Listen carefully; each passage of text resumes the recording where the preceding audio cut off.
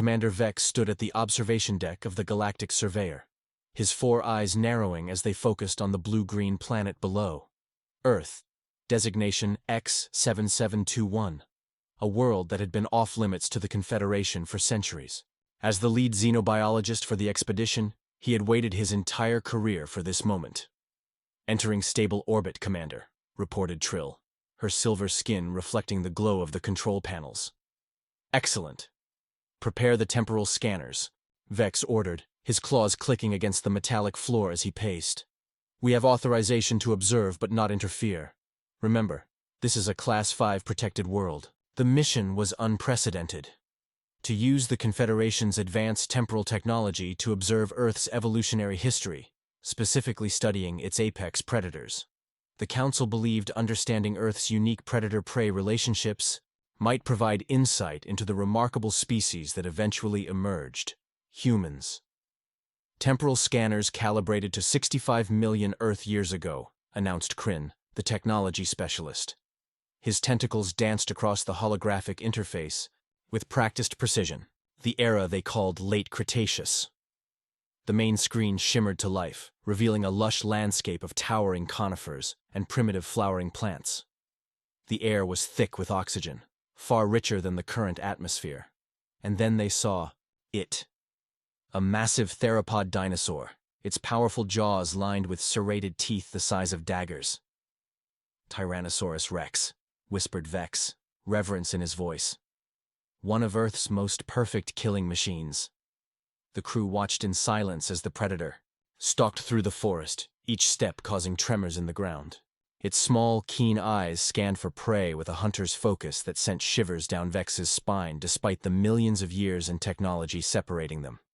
"Look at the muscle structure," noted Dr. Lorne, the comparative anatomist. "The power-to-weight ratio is remarkable. Our simulations didn't do it justice." The T-Rex suddenly froze, its head tilted as if listening. Then, with surprising speed for its size, it charged toward a clearing where a herd of hadrosaurs grazed. The herbivores bolted, but one, slower than the rest, couldn't escape. The ensuing predation was both violent and efficient. "Record everything," Vex commanded. "The hunting strategy, the kill technique, the feeding behavior." As they continued to observe, a shadow darkened their viewport. Something massive passing overhead. "Meteor approaching," Kryn reported, voice tight with excitement. "We're about to witness the KT extinction event." The crew fell silent as the burning rock tore through the atmosphere. The impact was blinding, sending a shockwave of destruction across the landscape. Within moments, the lush world began to transform into a hellscape. "Fast-forward temporal observation by 1 million years," Vex ordered. The scene changed. A barren world slowly recovering. New species emerging from the survivors. "Remarkable resilience," Vex noted. "This planet has experienced 5 major extinction events, and life has rebounded each time, more diverse than before." Dr. Lorne pointed to a small, furry creature scurrying through the underbrush. "There. One of the early mammals that survived. The ancestors of future apex predators." Vex nodded thoughtfully. "And eventually, of humans themselves." He turned to his crew, all different species from across the Confederation, united in their awe of this protected world. "Prepare for our next temporal window. 20 million years forward. Let's trace the lineage of Earth's predators through the ages." As the scanners recalibrated, Vex couldn't help but wonder what these ancient hunters would think if they knew their distant descendants would one day reach the stars. The temporal scanners refocused, the image on the main screen shifting to display rolling grasslands interspersed with patches of forest. 20 million years had passed since the extinction of the dinosaurs, and the world had transformed. "Welcome to the early Miocene epoch," Vex announced to his crew. "Earth's continents are beginning to resemble their modern positions, though Antarctica is still connected to South America." The crew watched as a pack of creatures moved through the tall grass with coordinated precision. They resembled large wolves, but their jaws were more massive, their limbs built for pursuit rather than endurance. "Hyenodon," identified Dr. Lorne. "Not related to modern wolves or hyenas despite appearances. A perfect example of convergent evolution, similar ecological niches producing similar body forms." The pack surrounded a primitive rhinoceros-like creature, cutting off escape routes with tactical intelligence that impressed even Trill, the ship's military strategist. "They're communicating," she noted. "Look at the ear positions and body language. Complex pack hunting requires significant neural development." The hunt was swift and brutal. The hyenodon pack brought down the much larger herbivore through coordinated attacks at the hamstring, a strategy eerily similar to those used by the drac hunters of the Viridian system. Vex mandated tissue samples via remote probe. Non-invasive collection that wouldn't affect the timeline. "I want comparative genome mapping between these creatures and modern Earth predators. The evolutionary paths fascinate me."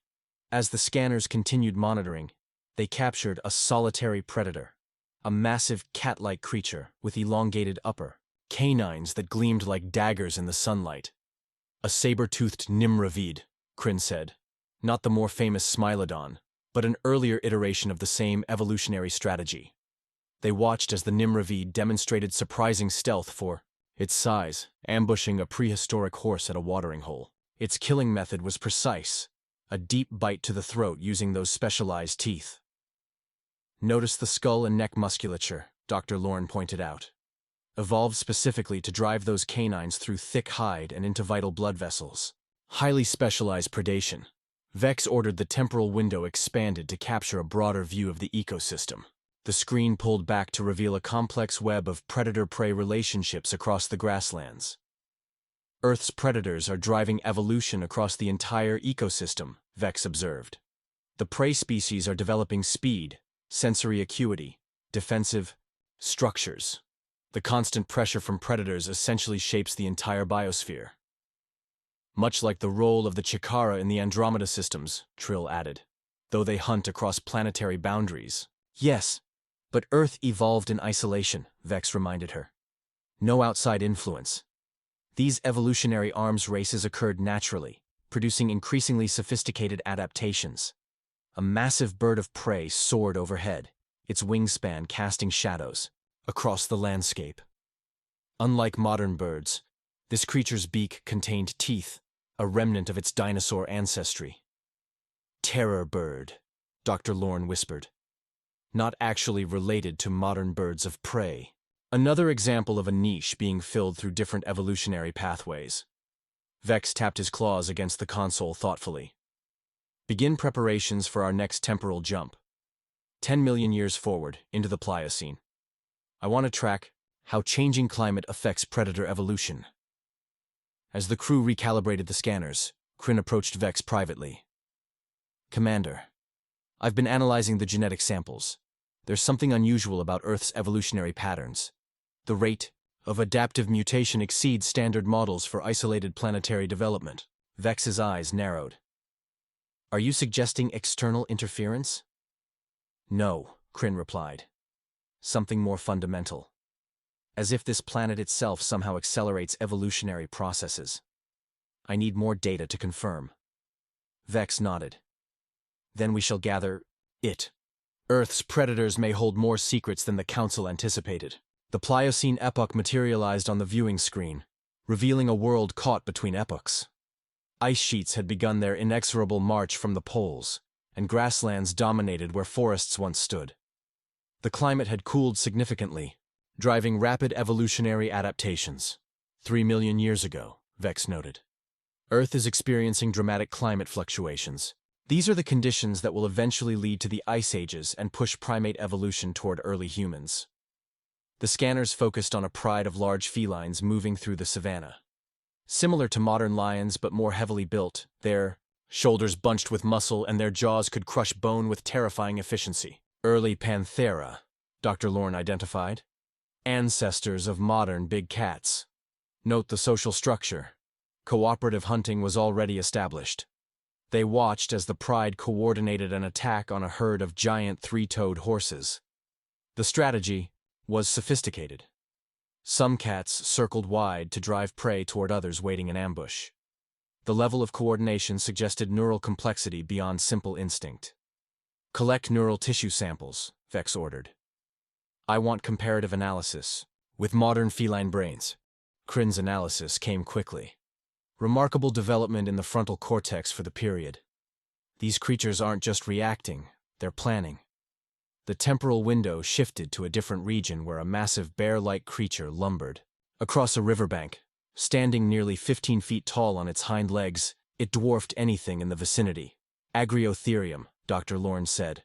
An early bear species, but with some dog-like characteristics. The largest land carnivore of its time.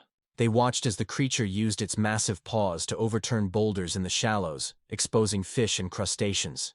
The dexterity of its movements belied its enormous size. Opportunistic feeding behavior, observed Trill. Adaptable intelligence. It's using tools in a primitive sense. Vex directed the scanners toward a different continent, where another kind of predator had evolved. Wolf-like but more heavily built, a pack of early canids were pursuing a herd of antelope-like creatures across a frozen steppe. Early canis, Dr. Lorne noted, evolving toward what would become wolves, coyotes, and eventually domesticated dogs. They lack the specialized adaptations of the big cats, but compensate with greater behavioral flexibility. The canids demonstrated remarkable endurance, wearing down their prey through persistent pursuit rather than ambush. When they finally made their kill, the pack dynamics during feeding revealed a complex social hierarchy. Compare these social structures to early hominid groups, Vex instructed. The parallels may be significant. As they continued observing, Kryn suddenly straightened, his tentacles tensing. Commander, I'm detecting a temporal anomaly. Something unusual at the edge of our scanning field. The view shifted to a distant woodland edge where a bipedal figure moved cautiously through the underbrush. Not fully human, but unmistakably hominid, the creature used a sharpened stone to process a small carcass. Australopithecus, whispered Dr. Lorne. An early human ancestor. But it shouldn't be here in this time period or location. Expand the temporal window, Vex ordered, his voice tight with scientific excitement. Maximum resolution. The image sharpened to reveal a small group of the hominids. They moved with purpose, communicating through gestures and vocalizations. One carried a crude spear. They're hunting, Trill said, disbelief in her voice. Coordinated. Hunting with tools. Far earlier than Earth's fossil record indicates. Vex's expression was intense. We're witnessing something extraordinary. Not just the evolution of a predator species, but the emergence of a new kind of apex predator. One that uses intelligence to compensate for physical limitations. The Council will want this data immediately, Kryn suggested. No, Vex said firmly. We continue our temporal survey as planned. Next window, the Pleistocene, 1 million years forward. I want to see how these hominids develop alongside Earth's other predators. The crew exchanged glances, sensing they were on the verge of discoveries that might reshape Confederation understanding of evolutionary processes, and perhaps explain humanity's unexpected emergence as a galactic power. The Pleistocene epoch emerged on the viewing screen in stark contrast to previous eras. Massive ice sheets covered much of the northern hemisphere, and the landscape alternated between tundra and grassland. The Earth was in the grip of an ice age that would shape the destiny of its species. 2 million years ago, Vex announced. The age of megafauna and early humans. This period witnessed some of the most remarkable predator-prey relationships in Earth's history. The scanners focused on a small group of early humans, Homo erectus, moving across the savanna. Unlike their Australopithecine ancestors, they walked fully upright with a confident gait, their hands free to carry tools. Most striking was their coordinated movement, clearly communicating through complex vocalizations. They're using fire, Trill observed with astonishment, pointing to the smoldering branches several carried. Controlling fire this early? A transformative technology, Dr. Lorne noted. It changes everything. Protection from other predators, ability to cook food releasing more nutrients, extension of active hours into the night. They watched as the small band encountered a scavenging opportunity. A freshly killed antelope, abandoned by a leopard that retreated up a tree at their approach. Rather than immediately consuming the meat, the humans used stone tools to butcher it with surprising efficiency, then transported portions back to what appeared to be a temporary camp. They're not just hunting or scavenging opportunistically, Vex said thoughtfully. They're planning future meals. Delayed gratification requires significant cognitive development. The temporal window shifted to another location where a different predator commanded the landscape. Massive, With shoulders that rose to nearly 8 feet tall, a cave bear ambled through a mountain valley, searching for forage. Ursus spelaeus, identified Dr. Lorne. Despite its impressive size and power, primarily an omnivore, not a dedicated predator. Interesting evolutionary strategy, Crin observed. Maximum size coupled with dietary flexibility. A response to the climatic instability of this period. The window shifted again to capture a pack of massive wolves, larger than any modern species, coordinating to bring down a young mammoth that had strayed from its herd. Their strategic approach mimicked military tactics that even Trill found impressive. Canis dirus, dire wolves, Dr. Lorne said, a specialized Ice Age predator that would eventually go extinct as the climate warmed. Note the skull morphology, designed for crushing bone with tremendous bite force. As they observed, something unexpected entered their field of view. A small group of humans appeared, armed with spears. Rather than fleeing the wolf pack, they advanced toward it with coordinated movements, using vocalizations to coordinate their approach. "They're challenging the wolves for the kill," Trill said in disbelief. The humans used burning brands and coordinated spear thrusts to drive the wolves back from their kill. Though individually weaker than any wolf, their collective strategy and tools created an intimidation effect that worked. Kleptoparasitism, Vex noted. Stealing kills from other predators. A high-risk, high-reward strategy that requires intelligence and coordination. More than that, Dr. Lorne added. They're reshaping the predatory landscape, creating a new niche by directly competing with established apex predators. The temporal window expanded to reveal more of the ecosystem. Saber-toothed cats stalked through grasslands, massive short-faced bears dominated riverine environments, and packs of humans moved between territories with growing confidence. Earth had multiple apex predators coexisting, Vex observed, each specialized for different prey and habitats, but only one was actively expanding its niche through technological adaptation. Crin's tentacles worked rapidly over the console. "Commander, I've completed the comparative neural analysis. The human brain shows extraordinary development in areas associated with abstract thinking, planning, and social coordination, far beyond what their predator contemporaries possessed. And yet physically, they remained vulnerable," Trill noted. "Any of these predators could easily kill an individual human." "True," Vex replied.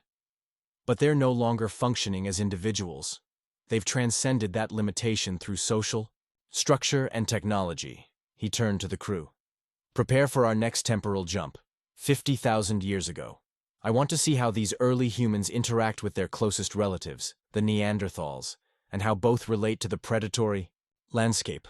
As the scanners recalibrated, Vex couldn't help but feel they were witnessing something profound. The birth of a different kind of predator, one whose greatest weapon was its mind. The temporal scanners focused on Europe 50,000 years ago, revealing a landscape in transition. The last ice age still gripped the continent, but the ecosystem teemed with life adapted to the harsh conditions. "We're observing the Middle Paleolithic period," Vex explained, "a crucial time when multiple human species coexisted, each with different approaches to survival." The screen displayed a Neanderthal hunting party tracking a herd of reindeer through a snow-covered valley. Their bodies were powerful and barrel-chested, adaptations to the cold climate, and they moved with practiced coordination. Their hunting tools included heavy thrusting spears with stone points, designed for close quarters, killing. "Note the hunting technique," Dr. Lorne commented. "They're driving the herd toward that narrow ravine, ambush predation, but with foresight and planning." The crew watched as the Neanderthals executed their strategy with precision. 2 hunters emerged from hiding within the ravine, driving their spears into a large buck. The kill was efficient, requiring tremendous strength but minimal technology. "Impressive physical prowess," Trill noted. "Their muscular development suggests they were significantly stronger than modern humans." The temporal window shifted to a different location where a band of anatomically modern humans, Homo sapiens, approached a similar hunting scenario. Their physiology was more gracile than the Neanderthals, but their technology was noticeably different. Atlatls, Dr. Lorne identified the spear-throwing devices they carried. Mechanical advantage through technology, It extends their effective hunting range and reduces physical risk. The humans demonstrated a different hunting strategy, using distance weapons and coordinated movements to separate vulnerable individuals from the herd. Their communication appeared more complex, with varied vocalizations and hand signals. Two approaches to the same ecological niche, Vex observed. The Neanderthals emphasizing physical adaptation and close-quarters hunting. The modern humans, leveraging technology and communication to compensate for less specialized physiology. The scanners captured a surprising interaction as the two groups encountered each other near a river crossing. Rather than conflict, there appeared to be cautious trade. Neanderthals offering furs in exchange for stone tools from the humans. Cultural exchange, Kryn noted excitedly. Knowledge transfer between different predatory strategies. And evidence of symbolic thinking, added Dr. Lorne, pointing to decorative elements on some of the traded items. These aren't just utilitarian objects. The temporal window expanded to include other predators sharing this landscape. A pack of wolves, the ancestors of dogs, circled the periphery of the human camp. Unlike their interactions with other predators, some humans tossed scraps of meat toward the less aggressive wolves. The beginning of domestication, Vex said softly. Humans are bringing another predator into their social structure, creating a symbiotic relationship that enhances both species' survival potential. A meta-predatory strategy, Trill observed, using the sensory capabilities of one predator to enhance the technological advantages of another. The scene shifted again, to a confrontation between humans and a cave lion, a massive feline larger than any modern counterpart. Rather than fleeing, the humans coordinated their defense, using fire and spears to drive off the powerful predator. They're no longer just another predator in the ecosystem, Vex stated. They're becoming ecosystem engineers, actively reshaping predator-prey relationships to their advantage. Kryn's analysis confirmed the trend. Population data shows human groups expanding their range, while Neanderthal populations remain stable or decline. The technological adaptive strategy appears to provide long-term advantages over physical specialization. And what of the other apex predators? Vex asked. The scanners provided a sobering answer, showing declining populations of cave lions, cave bears, and other megafauna across regions where human activity increased. Competition exclusion, Dr. Lorne said quietly. As humans expand their predatory niche through technology, they're outcompeting specialized predators that can't adapt quickly enough. Vex contemplated this development. We're witnessing not just evolution, but revolution, a fundamental shift in how predation functions on this planet. He turned to his crew. Next temporal window, 12,000 years ago, the early Holocene. Let's observe how the end of the Ice Age and the beginning of agriculture transforms the predator-prey relationship. As the scanners recalibrated, Vex couldn't help but wonder if the Confederation had underestimated just how different humans were from other evolved intelligences they had encountered among the stars. The Holocene epoch appeared on the viewing screen, displaying an Earth transformed. The great ice sheets had retreated, forests expanded across northern latitudes, and the climate had stabilized into patterns recognizable in the modern era. 12,000 years ago, Vex announced. The Neolithic Revolution is beginning in multiple regions independently. Humans are transitioning from hunter-gatherers to agriculturalists. The scanners focused on a settlement in the Fertile Crescent, where humans had established permanent structures beside cultivated fields of early wheat and barley. Domesticated goats and sheep grazed in enclosed areas, while dogs patrolled the perimeter of the settlement. They've inverted the predator-prey relationship, Dr. Lorne observed. Rather than tracking and hunting prey species, they're controlling their reproduction and life cycles. More than that, Trill added. They're selectively breeding both plants and animals for desired traits. Directed evolution.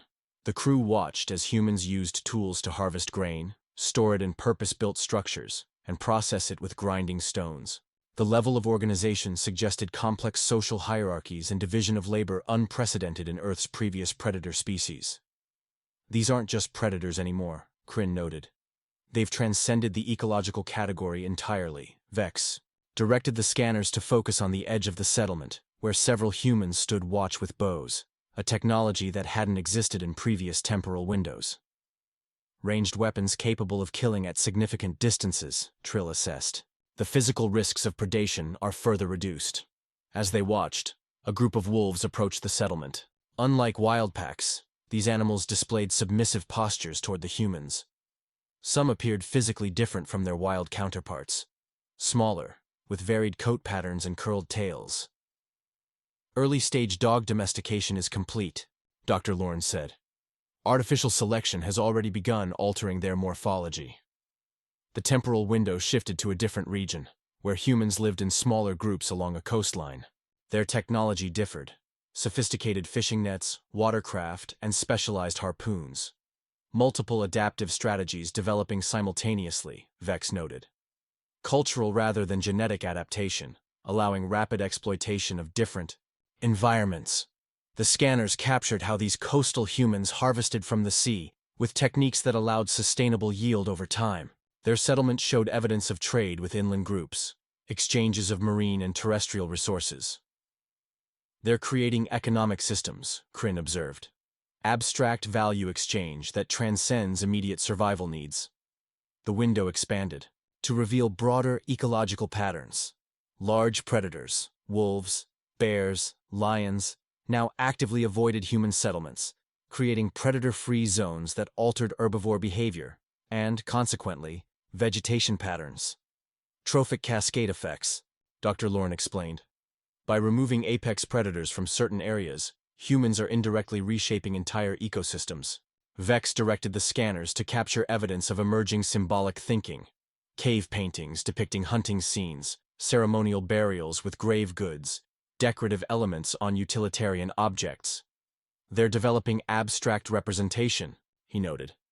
The ability to capture knowledge and transmit it across generations independent of genetic mechanisms. This capacity for knowledge accumulation appeared to accelerate technological development. The scanners showed evidence of pottery, metallurgy, and increasingly complex tools appearing within relatively short timeframes. The rate of adaptation has detached completely from biological evolution, Crin stated. Cultural transmission of knowledge creates a new kind of inheritance system. Vex contemplated these observations thoughtfully. What we're witnessing isn't just a highly successful predator, it's the emergence of a fundamentally new evolutionary strategy, one that operates through abstract thinking and collective knowledge rather than genetic adaptation. Dr. Lorne pointed to evidence of specialized roles within human settlements. Individuals, who appeared to focus exclusively on tool-making, others on animal husbandry, still others on apparent ceremonial functions.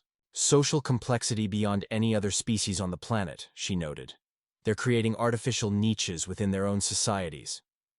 Prepare for our final temporal window, Vex instructed. 1,000 years ago, early human civilization. I want to observe how these trends develop into the complex societies that eventually produced spacefaring technology. As the scanners recalibrated, Vex shared his growing insight with the crew. I believe we've been fundamentally misunderstanding humans. They aren't simply an unusually successful predator species. They represent an evolutionary transition as significant as the move from single-celled to multi-celled organisms.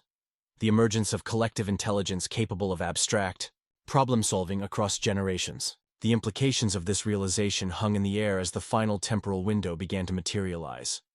The final temporal window resolved to display Earth 1,000 years ago. The transformation from previous observations was stark, sprawling. Cities connected by road networks, vast agricultural landscapes, and evidence of large-scale resource extraction. Medieval period by human reckoning, Vex noted. Observe how completely they've transformed their relationship with the natural world. The scanners focused on a European castle town, where humans had created elaborate social hierarchies reflected in their built environment.